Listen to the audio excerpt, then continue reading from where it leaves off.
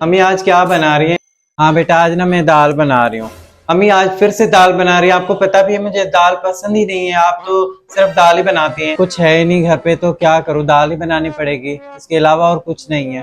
वैसे बेटा ऐसा कर, तू अपनी खाला के पास जा, उससे ना 2 प्याज और 2 टमाटर ले आ। अम्मी आज ऐसा करें ना, आज चिकन बनाए। चिकन खाने के लिए ना तुम्हें लानी होगी, ले आओ, मैं बनाने के लिए तैयार हूँ। मैं तो इस घर में हूँ ही नौकरानी, इस घर में मेरी नौकरानी के अलावा तो कोई इज्जत है ही नहीं। जो तुम और तुम्हारे बाप बोलते हैं कोई मुझे करना पड़ता है, इसके अलावा इस घर में मेरी इज्जत है ही क्या, ये तो तुम भी जानती हो। क्या मतलब है अम्मी, आपके पास कुछ भी नहीं है?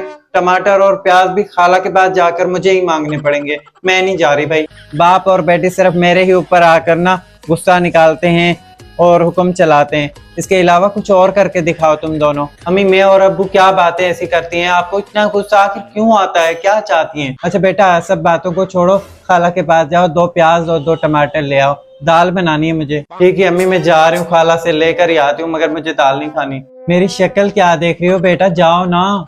ठीक है अम्मी, मैं ला के देती हूँ, मगर ना मुझे दाल नहीं खानी, मैं बता रही हूँ। इस घर में बातें सुनने के लिए सिर्फ मैं ही हूँ।